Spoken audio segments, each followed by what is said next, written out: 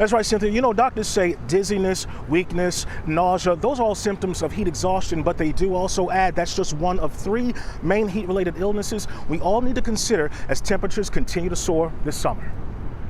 99, 95, 98, 97. They're the high temperatures predicted this week, a clear sign the summer heat is here.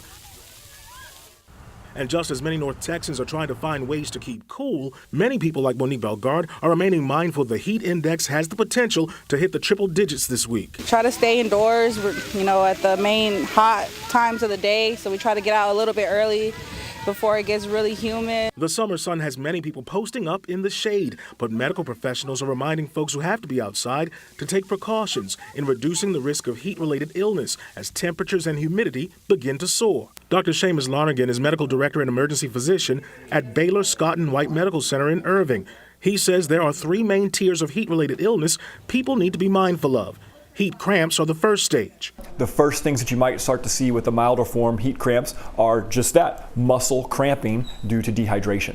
Doctors suggest staying hydrated with sports drinks or cool water. The next common layer of the illness is heat exhaustion. Some signs and symptoms that you might see there are feeling poorly, feeling weak. Lonergan says you might start to experience dizziness or feeling of passing out. Heat exhaustion is typically what sends people to the ER. Moving to a cool location, applying a cool wet cloth to the neck, and sipping water might help.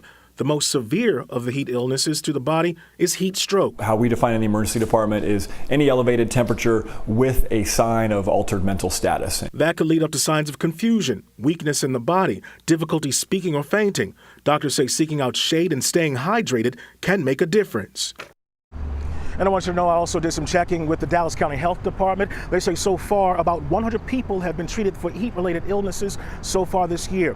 Now agencies say the best things to keep in mind again are shade, light-colored clothing, and of course staying hydrated. And Chris and Cynthia, that means staying away from some of those sugary drinks and also alcohol. Downtown in Dallas, I'm Damon Fernandez.